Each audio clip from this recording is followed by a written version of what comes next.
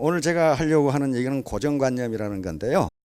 고정관념은 우리가 많이 쓰는 말이지만은요, 이 말은 심리학 용어입니다. 학문 용어예요. 자기도 모르게 자기가 가지고 있는 무의식을 가지고 그것이 자기 의사결정에 영향을 미치는 게 고정관념이에요. 자기도 몰라 그것이 그렇게 영향을 미친다는 걸. 그런데 그런 방향으로 의사결정을 해버려서 선택이 잘못된다. 그래서 고정관념의 함정이라는 의사결정의 바이아스를, 오류를 일으키는 9가지 요건이 있는데, 심리적 요건이 있는데 그 중에 가장 대표적인 게 고정관념이에요. 그러면 고정관념이 어떤 것인가 한번 봅시다. 톨스토이의 물레방앗간 이야기. 이게 할아버지로부터 대대로 물레방앗간을 해서 물레방아에 대해서 잘 알고 또 물레방아 방아를 잘 찧어서 그냥 잘 먹고 살았어요. 근데 어느 날 이 손자가 물려받아 가지고 방아를 잘 찧고 있다가 뭘 발견했냐 하면은 요게 왔다 갔다 이렇게 하는데, 그 방아의 추가 이 왔다 갔다 하는데, 요게 보니까 이쪽으로 뭐가 연결돼 있거든. 그래서 이쪽으로 연결돼 있네. 그러다가 이제 물레방아가 돌아가는데 그 벨트가 있잖아요. 벨트가 연결돼서 돌아가는, 물레방아는 벨트하고 연결돼 있네. 물레방아는 벨트가 중요하구나, 이렇게 생각했단 말이에요. 그러다가 보니까 밖에 나가 보니까 물이 떨어져 가지고 돌아가 이게. 물레방아는 물이 무지무지하게 중요하구나. 그러다가 또 보니까 물이 어디서 나오나 봤더니 골짜기에서 날아와. 그래서 결론을 어떻게 내렸냐 하면은 물레방아에서 가장 중요한 건 골짜기다, 이렇게 생각했어요. 그래가지고 골짜기에 대해서 집중적으로 연구하기 시작했어요. 그동안에 물레방아는 고장나서 쓰고 물레방앗간은 망했어요. 그 얘기가 톨스토이 이야기에 나와 있어요. 다시 말하면 그 골짜기는 물레방아의 한 부분이지 전체가 아니에요. 시스템을 보지 않고 자기가 가지고 있는 하나의 그 지식의 편식이라고 그러는데, 그것만 가지고 요것이 옳다고 계속 하니까 결국 전체가 망해버리더라. 그런 얘기가 적어져 있어요. 다시 말하면 모든 인간은 무식하다고 그랬습니다. 모든 인간은 무식하다. 어떤 철학자가 한 얘기요. 왜냐하면 지가 아는 거 외에는 모르니까. 딱 맞죠? 지가 아는 거 외에는 모르는 거예요. 그러니까 전체를 보고 해야 되는데 하나 일부만 보고 하다가는 고정관념에 잡힌다, 그런 얘기입니다. 자, 이제 고정관념의 함정이라는 게 앵커링 트랩이라고 그러는데, 일단 고정관념의 함정에 빠지면 이쪽으로 나와야 되는데 잘 못 나온다는 거예요. 왜? 내가 옳다고 생각한다고. 내가 옳다고 생각해서 안 나간다, 그런 말이에요. 앵커링 트랩이니까 단내림 함정이라고도 합니다. 이 큰 배도요, 닷으로 묶고 있으면 이걸 치우지 않으면 이 배가 못 가요. 그러니까 자기 조그마한 고정관념이 자기의 전 인생을 망가뜨릴 수 있다고 말이에요. 움직이지 못하게 할 수 있다. 이게 학자들이 한 얘기입니다. 그래서 이 함정을 피해야 되는데 다양한 시각, 이걸 비판적 시각이라고 합니다. 우리는 비판적이라고 하면 나쁘게 생각하는데 그게 아니고, 비판적 시각이라는 것은 여러 가지 측면에서 본다, 이 말이야. 나는 이쪽에서 보는데 다른 사람은 다른 측면에서 볼 수가 있거든요. 그걸 한번 들어본다. 그러면 그걸 한번 들어본다. 개방적인 태도. 자기를 개방해야지요.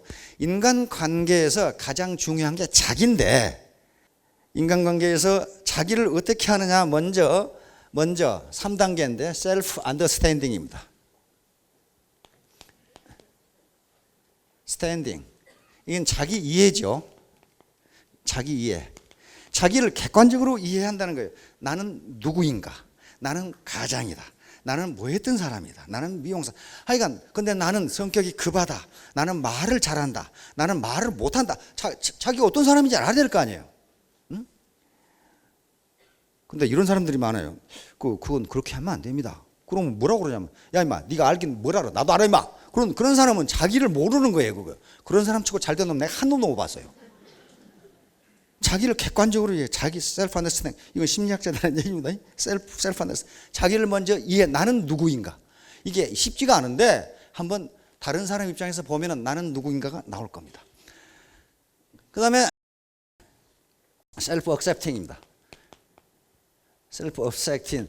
이것은 자기 수용이에요. 자기 수용. 이것은 나는 이런 사람이다. 나는 이런 사람이다. 나는 이런 종사였고, 나는 무엇은 잘하지만 이건 못한다. 이걸 받아들이는 거예요. 받아들이는 거, 자기 수용. 그 다음에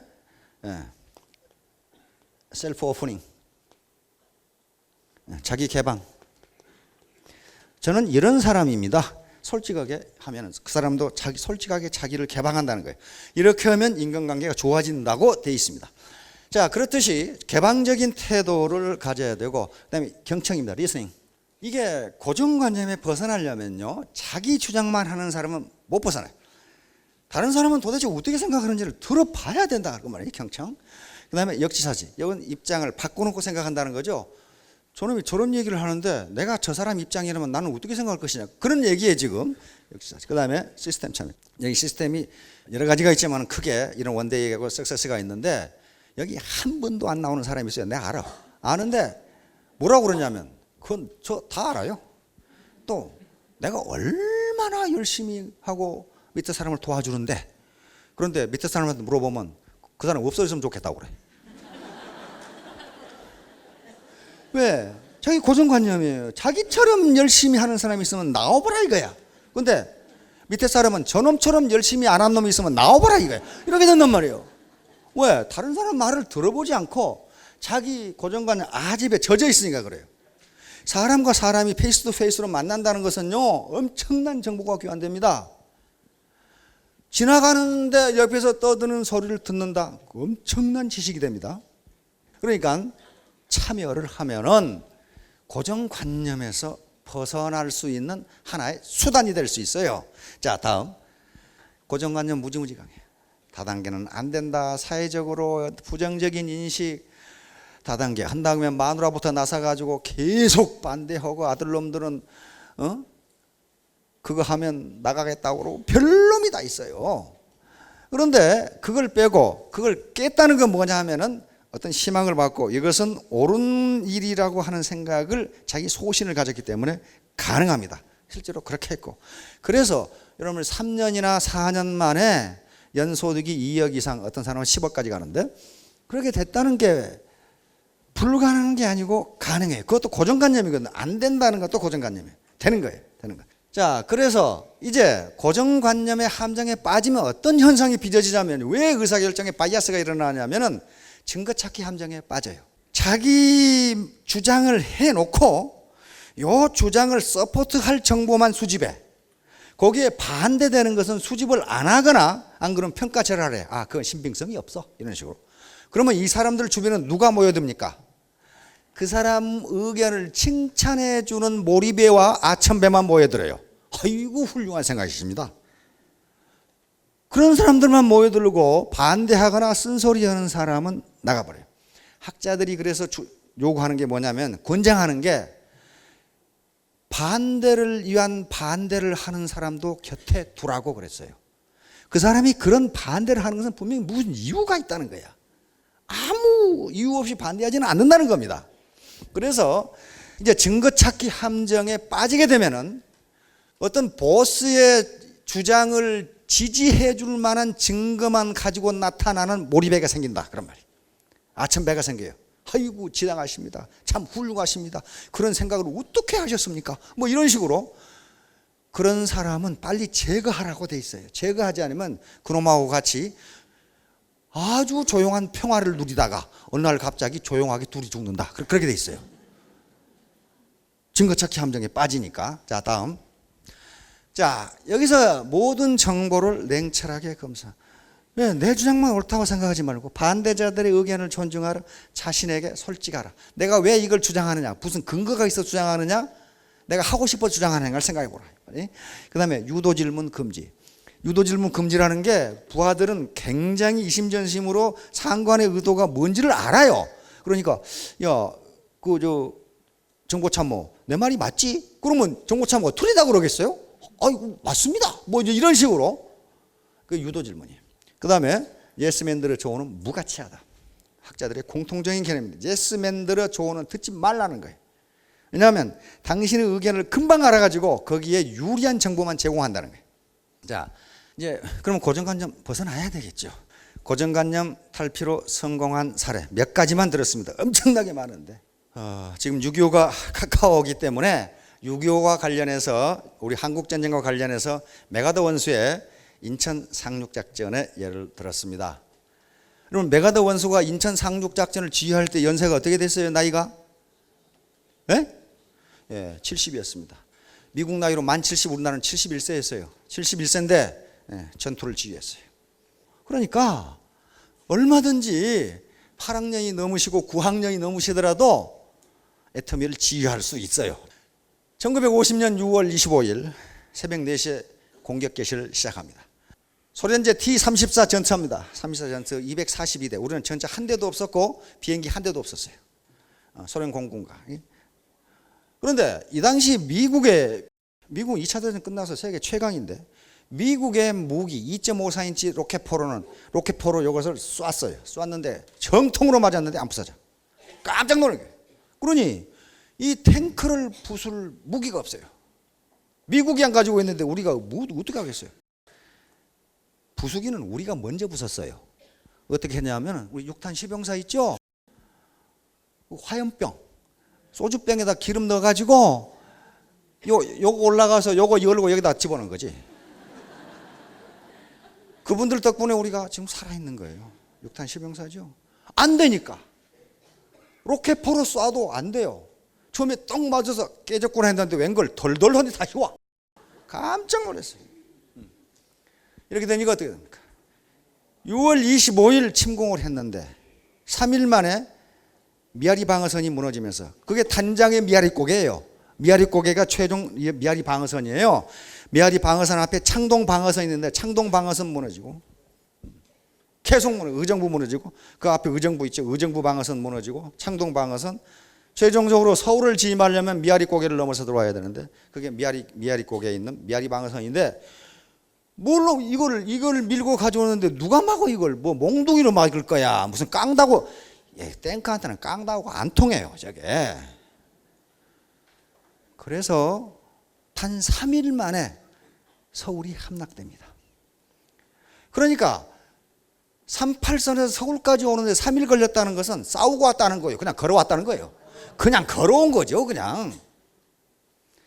자, 이게 중요한 게 아니고 제가 여기서 말하려고 하는 것은 가장 리더의 중요성입니다. 리더의 중요성이에요. 무슨 대비를 해놓고 허풍을 쳐야지. 우리 지도자들은 이승만 박사부터 시작해가지고 만약 전쟁이 일어나면 점심은 평양에서 먹고 저녁은 신의주에서 먹는다. 지금 어떻게 됐어요? 점심은 서울에서 먹고 저녁은 대구에서 먹는 지금 이 꼴이 됐잖아요. 무슨 허풍을 치더라도 뭐 근거가 있게 쳐야지. 준비가 없는 주장은요 허풍이에요. 단 3일 만에 서울이 함락됩니다. 이제 아무것도 없어요. 아무것도 없어요. 계속 밀고 내려서 낙동강 방어선 여기만 남습니다. 여기까지 내려오는데 81일 걸렸어요. 북한군이. 그러니까 여기 끄트머리에서 여기까지 내려오는데 81일 걸렸다는 것은 매일 걸어왔다는 얘기야 이게. 에? 전투는 거의 못했어요. 그러면 이거 어떻게 해야 되겠어요? 여기서 밀고 올라갈 수는 없으니까 메가더 원수가 어디에 상륙합니까? 인천 상륙작전을 감행합니다. 감행해서 여기를 끊어버리면 후방 병참선이 차단되면서 여기서 굶어주고 쌀과 식량, 포탄, 실탄이 가야 싸울 거 아니에요. 메가더 원수는 여기를 끊어버린 거예요. 끊어버린 거예요. 기가 막히죠. 그런데 입 달린 사람은 다 반대했어요. 인천 상륙작전을. 미 해군은 극구 반대하고 미 국방성, 미 국무성, 미 합참 다 반대했어요. 왜 반대하느냐? 인천은 상륙작전을 하기로 최악 조건이에요. 거기 조수 간만의 차가 7m, 9m 그래요. 그러니까 상륙을 하려면 언제 해야 되겠어요? 밀물 때 해야 되겠어요? 썰물 때 해야 되겠어요? 밀물 때 할 수밖에 없어요. 그러면 그 밀물 시간은 삼척 동자는 모르겠고 어지간한 사람은 밀물이 몇 시에 있다는 거 알아요. 그래서 만약에 인천 상륙에 첩보가 새 나가면 공산군이 그때 기다리면 도하간의 진취야. 그렇죠? 그 시간밖에 없으니까 상륙할 시간이. 그 다음에 인천에 상륙하려면 그 앞에 올미도라는 섬이 있어요. 올미도 있죠? 거기를 지금 공산군이 장악하고 있어요. 그러니까 올미도에서 이게 사격을 해버리면 우리가 전멸할 수가 있어요. 그 다음에 인천 이 갯벌의 이 범위가 좁기 때문에 대규모 병력이 상륙하려면 좀 넓어야 되거든요. 그러니까 조건이 맞는 게 한 개도 없어요. 그러니까 미 해군은 극구 반대하고 미 국방성 반대하고 미 합참 반대하고 반대하니까 메가더 원수가 하는 말이 그러니까 거기가 좋다 이거야. 아무도 그쪽으로 상륙한다고 생각하지 않는다게. 조건이 워낙 나빠서. 그러니까 우리가 상륙해서 기습을 할 수 있다는 거야. 아무도 그쪽으로 온다고 생각 안 하니까 이게 고정관념을 완전히 깨버린 거예요. 그게 메가더 원수예요. 그런데 그냥 하면 안 되죠. 성동격서, 기만작전, 양동작전을 해야 돼. 이쪽에 삼척. 틀림없이 공산군들은 삼척으로 상륙할 것이다. 우리도 딱 그렇게 해놓고 삼척에다 폭격을 시작했어요. 그러니까 저놈 새끼들이 저쪽으로 상륙하려고 그러는구나. 계속 폭격을 한 거예요. 삼척에다가. 그래 놓고는 다시 그 밑에 영덕 있죠. 삼척 밑에 영덕 있죠. 영덕으로 상륙작전을 감행을 했어요. 근데 누구 가지고? 학도병 가지고 상륙작전을 감행해서 그러니까 이 자식들 또 이쪽으로 상륙하네? 이렇게 됐단 말이에요. 계속 기만작전을 한 거예요. 근데 서해안에서 누가 봐도 어디가 상륙지점으로 가장 좋냐 하면 군산이 제일 좋아요. 군산. 괴뢰군들도 그래서 군산으로 상륙할 것으로 알고 있었어요. 우리가 상륙을 한다는 걸 알고 있었어요. 근데 어디로 상륙할지를 몰라.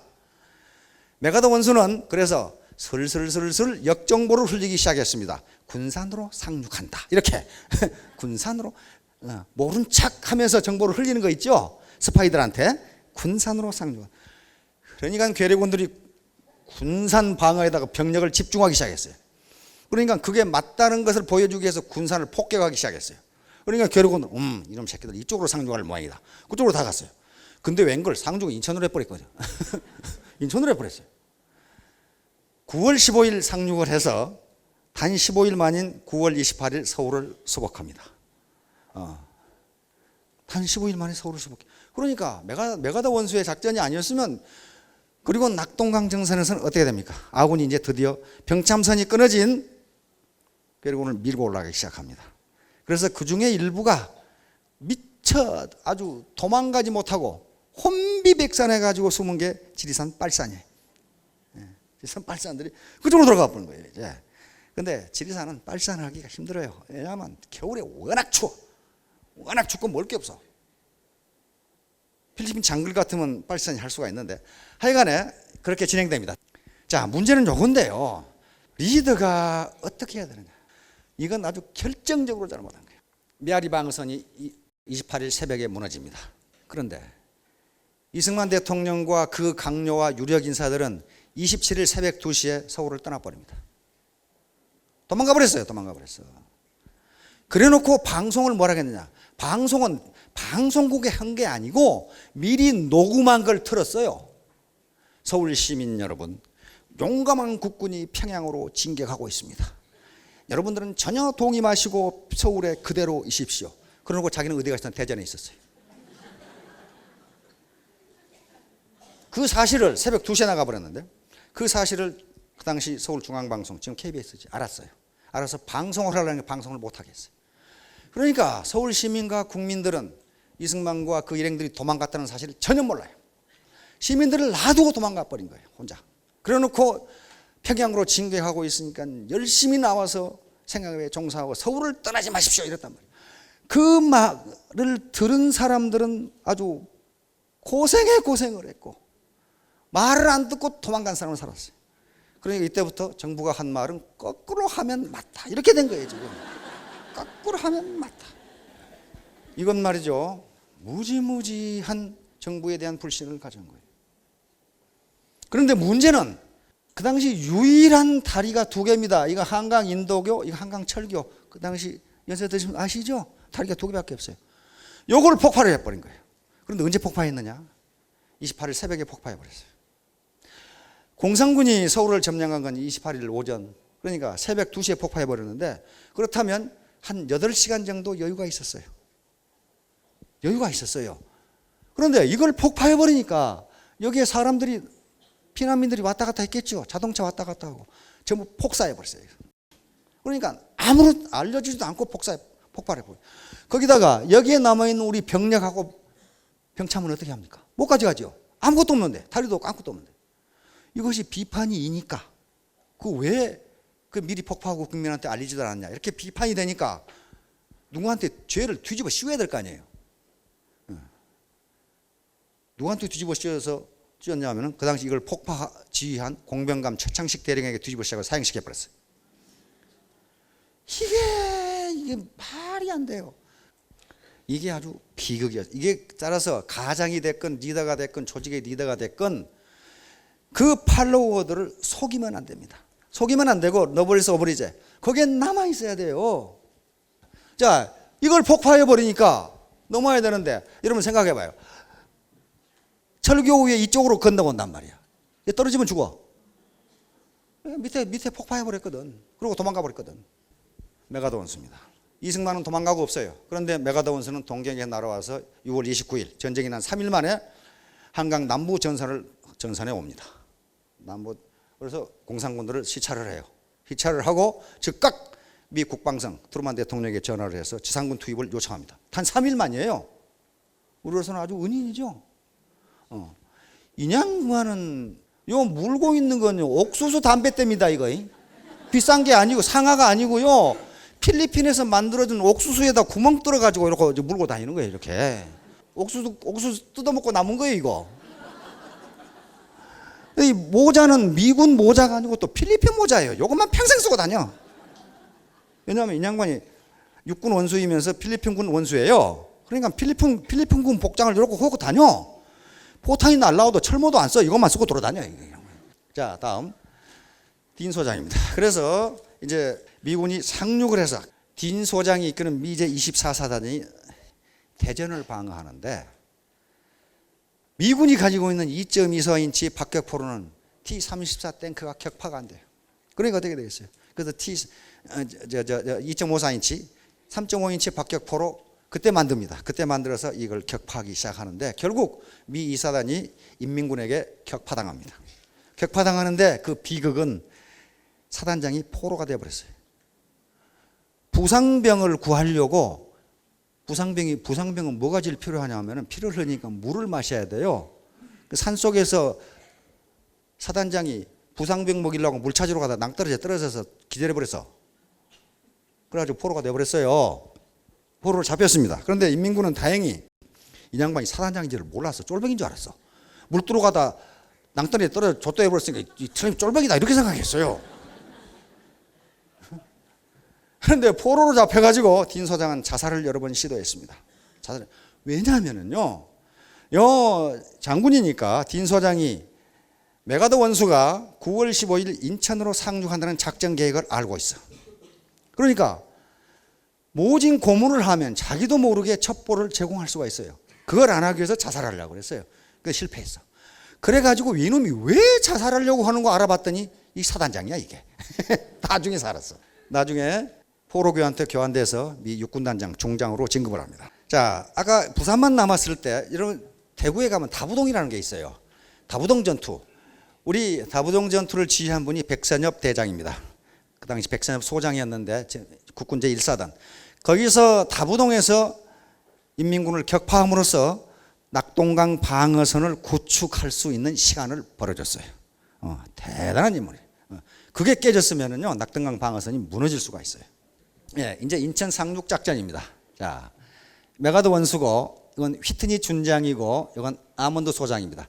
여기서 지금 미 해군이 한포 사격을 하는데 그걸 보고 있는 광경입니다. 자, 이게 포탄이 날아다니는데 철모도 안 써요. 그냥 이렇게 돌아다녀 그냥 양반은. 15일 상륙에서 28일 날 서울을 회복하고 우리 국군 해병대 병사 2사람이 중앙청에 태극기를 기하는 모습입니다. 자, 그런데 여기까지 밀고 올라갔어요. 여기까지 밀고 올라갔는데 중공군이 개입합니다. 여기서 우리는 흥남 철수작전이 시작되죠. 한 10만 명이 철수합니다. 이게 압록강이 얼어가지고 걸어서 들어오는 거예요. 완전히 거지 군대인데 사람이 하도 많아가지고 인해 전술을 씁니다. 자동차도 없으니까 말 가지고 병참하는 거예요. 이게 미국의 라이프지가 보도한 우리 피난민 행렬입니다. 이건 거제 포로 수용소 공산군들입니다. 자, 천안에서 우리 국군과 천안 시민들이 피난하는 장면입니다. 자, 깡통 들고 한 푼 줍쇼 하는 겁니다. 사진 찍는 사람한테 이런 시절을 겪었어요. 추운데 양지 쪽에 웅크리고 앉아있는 아이들입니다. 동생 업고 있는 누나. 요 동생은 이 누나 때문에 아마 살았을 겁니다. 이 시대 아이들입니다. 다음 절망적. 이게 몸에 맞는 게 하나도 없죠. 하여간 되는 대로 걸치고 죽어있고 추위는 피해야 되니까. 가장이 잘못되면 이렇게 될 수가 있어. 나는 우리 손자 손녀들이 있기 때문에 이걸 보면 눈물이 펄펄 나더라고. 이걸 어떻게 해야 되느냐 말이야. 네, 빈민굴의 아이들입니다. 낡은 판잣집인데 원래 또 빈민촌에는 또 인구 밀도가 높아요. 뗄나무 하는 아이들. 고아들입니다. 아주 행운 아들이에요. 사실은 얘들이 미군을 따라 들어가서 미국에 정착을 해서 변호사도 되고 의회 의원도 되고, 이분들이 사실은 코리아를 미국에 심었어요. 왜? 어려서 영어를 배웠잖아요. 미국은 영어를 배웠잖아요. 이게 가장 눈물 났어요. 미군이 준 국수를 구석에 가서 안 뺏기려고 먹고 있는 어린아이입니다. 못 먹어서 배만 튀어나온 부자지간입니다. 뭔가 먹을 걸 찾고 있는 아이. 자, 너무 못 먹어서 헛배만 부른 어린아이. 아프리카 애들하고 비슷하죠? 뭔가 그래도 먹고 살아야 되죠. 아낙네들. 자, 마을은 이렇게 초토화되고 피난을 가야 되고. 예. 이제 커널 한넬 샌더스 KFC를 창업한 사람입니다. 이분도 발상의 전환 고정관념을 깬 양반이에요. 이 당시 미국도 아마 닭을 튀겨 먹는다는 생각은 못했답니다. 닭을 삶아 먹는 거지 어떻게 기름에 튀겨 먹냐 이거야. 그런데 커널 할랜드 샌더스는 자기 어머니가 그렇게 해준데 맛있더라 이거야. 그래서 다 망해가지고 왕창 망한 다음에 자기 어머니 닭요리 솜씨를 생각한 거예요. 그래가지고 완전히 알거지가 돼가지고 연금 105달러 받아가지고 닭요리를 한 겁니다. 시장에 닭 사다가. 그런데 가게 낼 돈도 없고 아무것도 없어. 그래서 생각해낸 게 프랜차이즈예요. 발상의 전환입니다. 그래가지고 이 영감이 내가 요리한 닭이 맛있다고 그러니 식당 주인들이 요 영감이 맛있게 생겼어요. 지금 요리 잘하게 생겼냐고. 지금 아무도 안 해. 아무도. 그게 소위 우리 시중에 나와 있는 1009번의 거절입니다. 1009번을 거절당했어요. 할랜드가 한 말이 있습니다. 한 번만 더 당하면 1000번이네. 그런 게 있어요. 아무도 안 사. 아무도. 그런데 1009번째 1010번째 한 레스토랑에서 하도 불쌍해서 그걸 그래 우리가 로얄티 줄 테니까 우리 요리해 주라 했는데 대박을 터뜨린 거예요. 지금은 전 세계 2만 개가 넘는 KFC가 됐습니다. 그런데 이때 창업한 게 몇 세였느냐? 65세였어요. 65세인데 3년간 전 미국을 돌아다녔어요. 그래서 68세에 겨우 시작했어요. 68세에 겨우 시작해서 불과 몇 년 만에 백만장자가 돼버립니다. 여기 혹시 6학년 8반 되는 분도 계신지 모르겠는데 그때 시작해도 백만장자가 된다 그런 말이에요. 근데 이 양반은 이게 창업 안 하고 돌아다닐 때 이 복장을 입었답니다. 이게 트레이드 마크가 됐어요. 꼬마들이 물어봤대요. 왜 할아버지는 맨날 그것만 입고 다니냐고. 그러니까 내가 손님이 많이 오면 서빙을 하려고 이렇게 돌아다닌다 그랬대요. 근데 그게 실현된 거예요. 자, 우리나라의 정주영 회장님의 발상의 전환 고정관념을 깬 겁니다. 서산 간척집 가보셨죠? 가보시면 최종 물막입니다. 여기 이렇게 막다 보니까 여기 해류의 유속이 너무 세서 몇 톤짜리 바위를 덤프트럭이 갖다 부어도 떠나가 버려요. 그래서 한다 하는 토목과학자들이 이건 막을 수 없다고 생각했어요. 불가능하다. 그런데 정중 회장님은 항상 그냥만 단골로 하시는 말씀이 있죠. 해보기는 했어? 이거 말이야. 해보기는 했어? 그거거든. 그래서 요 폐유조선인데 요걸 러시아에서 사다가 여기 틀어 막았어요. 그러니까 유속이 느려지겠죠. 여기다 틀어 막아서 이렇게 된 거예요. 이것을 정주영 공법이라고 그럽니다. 이런 건 토목고 홍계 토건 회사를 했지. 토건 회사를 했지만 토목공학은 한 적이 없거든. 그런데 답은 의외로 간단한 데가 있을 수 있단 말이에요. 너무 깊게 생각하는 사람은 답을 못 찾아요. 이건 유명한 공법입니다. 외국에서도 이걸 정주영 공법이라고 부를 정도로 아주 그러니까 발상의 전환이라는 게 무지무지 어려운 게 아니란 말이에요. 그거 막으면 될 거 아니야. 그렇죠? 뭐 공학이고 나발이고 하여간 갖다 놓고 막으면 될 거 아니야 말이에요. 자, 정주영 회장의 좌우명입니다. 요건 현대가의 전부 좌우명이 돼 있어요. 왜? 선친께서 창업주께서 이렇게 하셨거든. 자, 일근 이 말은 한결같이 부지런하면 그 말이에요. 천하에 문안사 어려운 일이 없다. 모든 어려움은 극복할 수 있다. 일근 한결같이 부지런하면 천하에 어려운 일이 없다. 그래서 아침에 늦게 출근하는 놈, 게으른 놈은 사정없이 뭐라 그랬답니다. 부지런하면 된다. 그래서 여기에 일맥상통한 게 뭐냐면 진인사대천명. 인간으로서 할 일을 다 하고 운을 따지든지 뭐 그래라.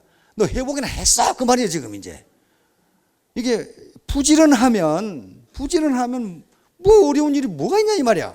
게을러 빠졌으니까 못한다. 지금 그 얘기예요 지금. 자, 결론적으로 여의시구진. 시대의 흐름에 맞추어 같이 전진하자 그 말입니다. 여의시구진. 시대의 흐름에 맞춘다는 것은 과거에 연연하지 말고 과거의 고정관념에서 벗어나라. 패러다임을 시프트하라 그 말이에요 지금. 자, 스티브 잡스 얘기 나오죠. Stay hungry, stay foolish. 항상 갈망하고 우직하게 행동하라. 여러 가지 게임이라든가 여러 가지 경영사를 보면요, 영악하게 행동한 놈 치고 나중에 성공한 놈이 한 놈도 없어. 다 망했어. 영악하게. 우직하게 한다는 것은 자기가 옳다고 생각하는 말을, 목표를 세워놓고 거기 달려간 게 우직하게 한 거예요. 스티브 잡스가 그렇게 했잖아요. 자, 이 사람들이 바로 고정관념을 깨고 우직하게 달려간 사람들이에요. 이 다단계는 안 된다, 망한다, 집안 망신이다. 그런데 그 말을 내가 하는 일은 옳다고 생각하고 또 옳게 하려고 생각하고 그대로 밀어붙여서 성공한 사람들입니다. 즉 고정관념을 깬 사람들이에요. 고정관념을 깨. 여러분들도 고정관념을 가지고 계신 분들이 많을 겁니다. 이게 사회적으로 지탄을 받는데, 우리 마누라가 못하게 하는데, 우리 남편이 갔다 오면 다리몽댕이를 부지러 온다고 했는데, 그런데 그것은 왜 그러냐 하면요, 그건 당연한 거예요. 소문만 듣고 있고 정확한 정보를 모르니까 그렇거든요. 그래서 남대문 가본 놈보다 안 간 놈이 더 이긴다고 정확한 정보를 가지고 스스로 판단하셔야 됩니다. 이것이 양심에 어긋나지 않는 일인지, 나만 이익 보자고 하는 일인지, 서로 상호 윈윈하는 길인지를 스스로 판단하셔야 됩니다. 자, 여의시구진. 함께 전진하자. 여기서는 함께 가죠. 자, 이렇게 해서 중간에 포기하지 않고 또 요행을 바라지 않고 같이 성공하게 돼. 이게 네트워크니까요. 혼자 성공 못합니다. 네트워크니까 같이 성공했다고. 당신도 잘 살고 나도 잘 살게 하겠다고 끝까지 밀어붙이면, 포기하지 않으면 모든 분들이 성공할 수 있으리라고 확신합니다. 저는 이런 공갈 안 쳐도요, 먹고 살만한 사람이에요. 내가 군대 생활만 42년을 했다 그랬죠.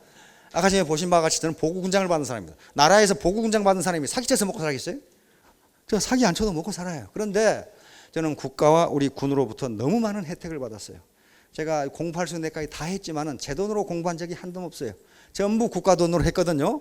그렇다면 뭔가 보답을 해야 된다. 이게 이제 지식기부인데, 그런 측면에서 여기 와서 떠드는 거지. 사기쳐가지고 돈 좀 벌어야 되겠다. 돈 벌어서 뭐 할 거예요? 내 과거의 신분이 무엇이냐, 내가 뭘 했느냐, 내 학력이 어떻느냐, 그런 게 필요 없어요. 내 능력이 무엇이냐, 내 결의가 무엇이냐, 요거 가지고 성공 여부가 결정됩니다. 자, 모두 다 크게 성공하시기 바랍니다. 감사합니다.